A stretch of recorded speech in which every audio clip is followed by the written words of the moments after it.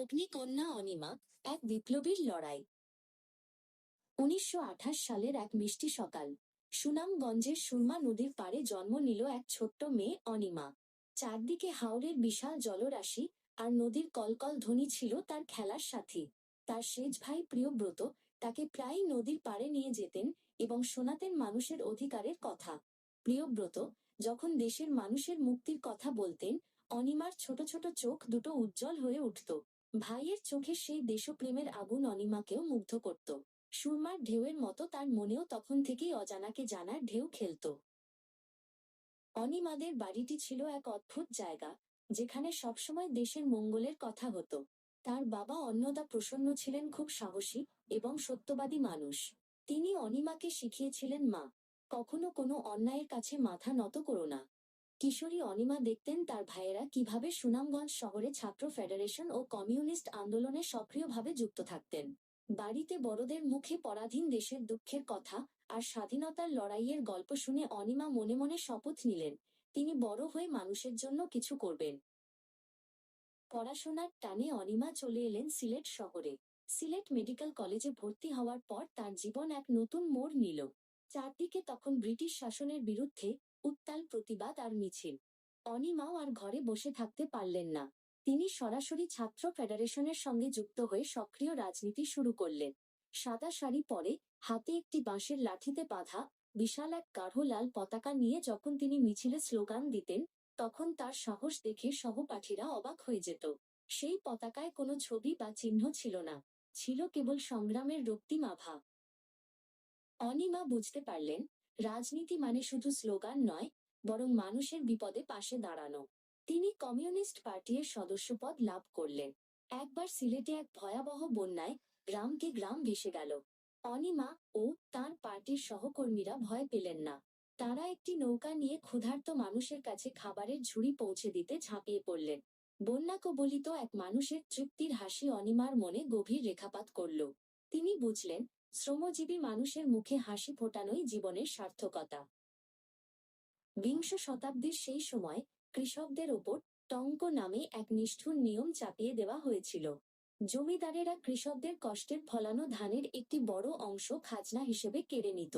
এই অন্যায়ের বিরুদ্ধে লড়াই করতে ১৯৪৯ সালে অনিমা চলে গেলেন গারো পাহাড়ের পাদদেশে। সেখানে ঘন জঙ্গল আর দুর্গম পথ পাড়ি দিয়ে তিনি কৃষকদের একতাবদ্ধ করতে লাগলেন।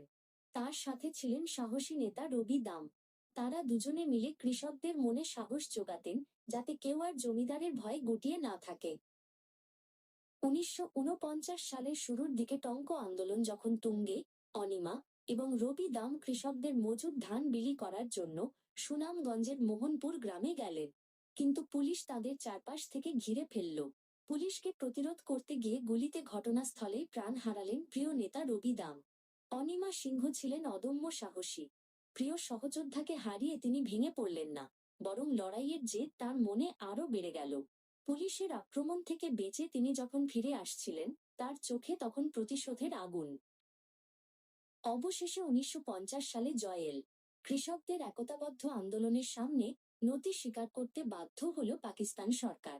টঙ্ক প্রথা চিরতরে বাতিল করা হলো। এটি ছিল অনিমা সিংহ ও হাজার হাজার কৃষকের এক বিশাল বিজয়।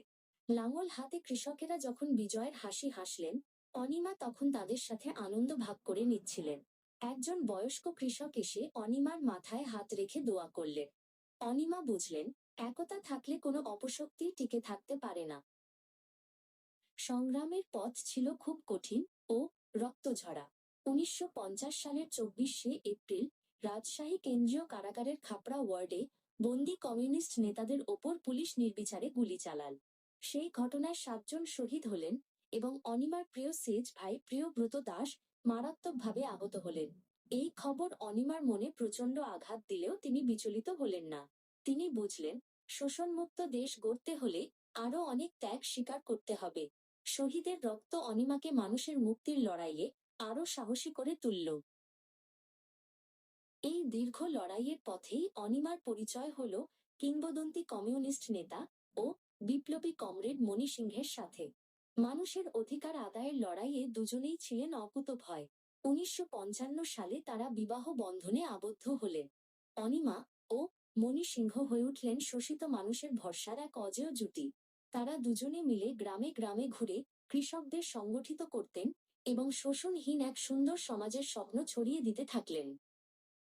1971 সালের মহান মুক্তিযুদ্ধে অনিমা শরণার্থী শিবিরে অসুস্থ ও বিপন্ন মানুষের সেবায় দিনরাত কাজ করেছেন। স্বাধীনতার পর 1973 সালে তিনি বিশ্ব শান্তি সম্মেলনে যোগ দিয়ে মানুষের সংগ্রামের গল্প তুলে ধরেন। অনিমা সিংহ দেখিয়েছিলেন যে সাহস আর জেদ থাকলে দুনিয়া বদলে দেওয়া যায়। 1980 সালে তিনি বিদায় নিলেও আজও যখন শোষিত মানুষ লড়াই করে, অনিমা সিংহ সেখানে এক উজ্জ্বল আদর্শ হয়ে বেঁচে থাকেন।